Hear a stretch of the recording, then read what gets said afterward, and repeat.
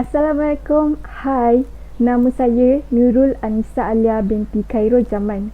Nombor kad matrik saya 15DUB18F1019. Saya akan membentangkan laporan akhir latihan industri. Tempoh latihan industri saya pada 1 Mac 2021 sehingga 16 Julai 2021. Seterusnya, latar belakang JB Consult. Yang pertama, pengenalan.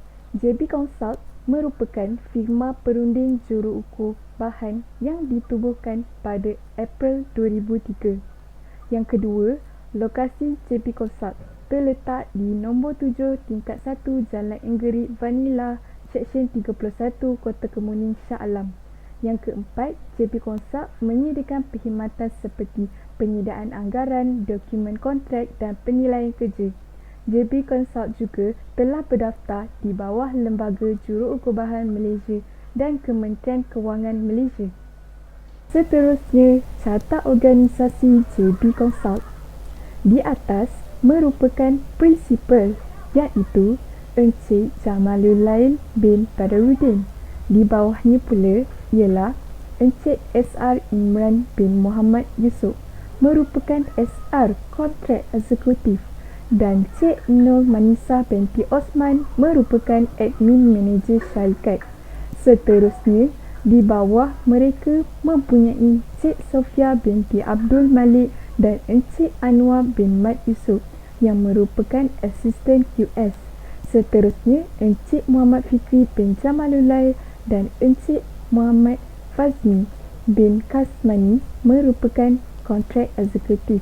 Untuk tambahan pengetahuan, nama JB Consult ini diambil sempena nama prinsipal syarikat, iaitu Encik Jamalulail bin Badaruddin. Seterusnya adalah ringkasan aktiviti. Yang pertama sekali, saya diberi tugasan untuk membuat dan mencari sebuah harga, iaitu quotation. Untuk mencari quotation dan sebuah harga ini, yang pertama sekali saya akan mencari di dalam Google. Selepas itu, saya akan menghubungi pembekal tersebut untuk meminta email mereka dan meminta harga quotation mereka. Yang seterusnya, saya akan membuat jadual sebuah harga tersebut, dan seterusnya saya akan menghantar jadual dan juga BQ item yang terlibat kepada pembekal menerusi email. Selepas itu, saya akan menunggu selama seminggu untuk mendapatkan balik sebuah harga tersebut. Jika tidak dapat, saya akan menghubungi pembekal tersebut semula untuk meminta mereka quotation yang diminta. Aktiviti seterusnya pula, saya diberi tugasan untuk mengemaskini senarai kuantiti.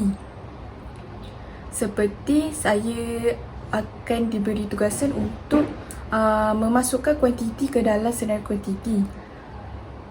Selepas itu, saya akan memastikan senarai kuantiti ini menggunakan format yang betul dan tidak mempunyai kesalahan ejaan. Seterusnya, saya akan memastikan jumlah di dalam senarai kuantiti ini adalah mengikut format dan tepat. Aktiviti yang ketiga pula, saya diberi tugasan untuk membuat dan mengemaskini summary of contract sum analysis, iaitu ringkasan analisis kontrak. Saya akan membuat dokumen ini berdasarkan format yang diberi. Saya menggunakan Microsoft Excel untuk menghasilkan dokumen ini. Aktiviti yang keempat pula, membuat penilaian tender. Saya juga telah hadir di Kementerian Pendidikan Malaysia untuk membuat penilaian tender. Saya telah mengikuti staf syarikat untuk membuat penilaian tender pada peringkat 1. Saya ditugaskan untuk mengira arithmetical error pada setiap petender yang terlibat. Ringkasan aktiviti seterusnya adalah saya diberi tugasan untuk membuat pengiraan rumah sampah, tadika dan taska, rumah jenazah dan sebagainya. Saya hanya mengira item berikut iaitu finishes, door and window, rainwater downpipe, gutter, external wall, internal wall dan finishes setiap wall, floor dan juga ceiling. Dengan tugasan yang diberikan tersebut, saya mendapat kemahiran pengiraan yang baik dan tepat dengan tunjuk ajar daripada staf-staf DJB Consult. Saya juga dapat menggunakan Microsoft Excel dengan baik dan juga saya dapat pengetahuan ilmu dalam penggunaan AutoCAD. Yang seterusnya, aktiviti yang diberikan kepada saya adalah saya perlu mengira struktur untuk bangunan ansilari. Bangunan ansilari ini iaitu bangunan rumah pam, depo sampah, wakaf, tempat basuh kaki. Saya ditugaskan untuk mengira struktur seperti work below lowest floor finish iaitu kerja-kerja tanah.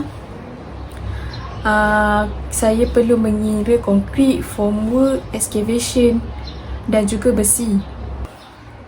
Saya juga perlu mengira item frame iaitu kolom, beam iaitu rasuk dan juga bumbung. Ringkasan aktiviti yang seterusnya adalah saya diberi tugasan untuk mengira keluasan lantai. Contohnya seperti saya mendapat tugasan untuk mengira keluasan lantai bagi bangunan apartmen. Saya mengambil kira dalam panjang dan lebar saja untuk mengetahui keluasan lantai apartmen tersebut. Yang terakhir, ringkasan aktiviti yang saya diberi tugas adalah saya mengira kerja-kerja infrastruktur seperti kerja-kerja jalan dalam unit meter dan meter square. Saya juga kira kerja-kerja longkang, kerja water recirculation dan sebagainya. Saya juga dapat pengetahuan dalam pengiraan kerja jalan. Sebelum ni saya hanya mengira menggunakan lukisan pelan secara fizikal, tetapi di JB Consult mereka telah mengajar saya dalam pengiraan dalam bentuk AutoCAD. So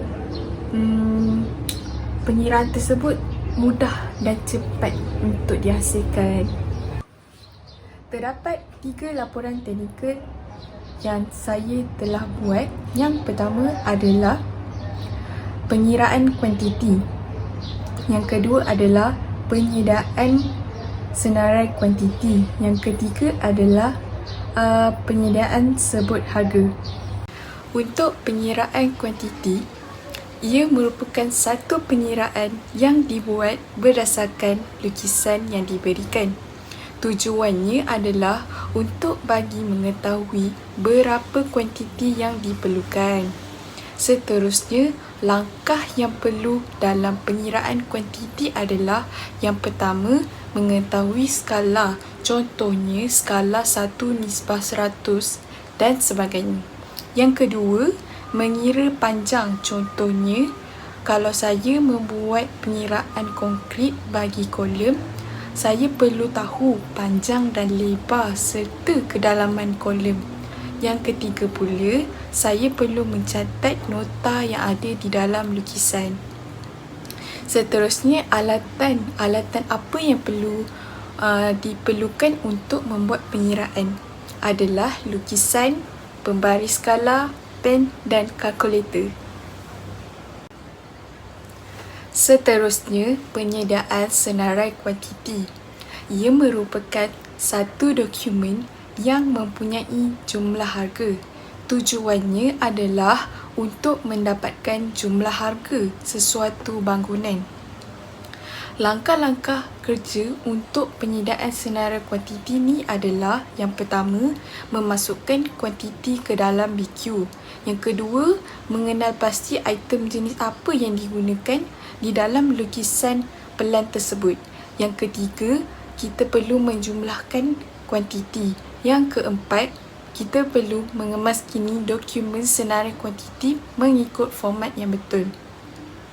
Yang seterusnya, alatan apa yang kita gunakan semasa penyediaan senarai kuantiti adalah komputer, dan kita perlukan jadual senarai kuantiti di dalam Microsoft Excel. Sebut harga atau quotation. Ia merupakan harga semasa yang diperlukan untuk dimasukkan ke dalam senarai kuantiti. Tujuannya adalah untuk mengetahui harga semasa. Langkah kerja yang perlu dalam menyediakan sebuah harga adalah mencari pembekal di laman sosial. Yang kedua, membuat panggilan bersama pembekal, dan seterusnya menghantar jadual sebuah harga kepada pembekal melalui email atau Gmail. Seterusnya, alatan yang diperlukan dalam menyediakan sebuah harga ni adalah telefon, jadual sebuah harga dan juga pen. Kesimpulannya, saya mendapat banyak pengalaman dan ilmu semasa berada di JP Consult. Saya juga mendapat perubahan kerja daripada pembezaan persekitaran dan pergaulan sesama rakan sekerja. Saya juga dapat pendedahan ilmu yang baik daripada staf-staf JP Consult, dan mereka banyak mengajar cara meyakinkan diri untuk melangkah ke alam pekerjaan yang sebenar. Mereka juga mengajar saya cara berkomunikasi dengan baik bersama klien ataupun pembekal. Yang seterusnya adalah saya sertakan dengan lampiran. Lampiran yang pertama adalah jadual untuk pengiraan finishes. Yang kedua adalah lampiran untuk pengiraan keluasan lantai untuk di dalam AutoCAD. Yang ketiga adalah jadual untuk penyediaan sebuah harga. Itu saja daripada laporan akhir daripada saya. Sekian, terima kasih.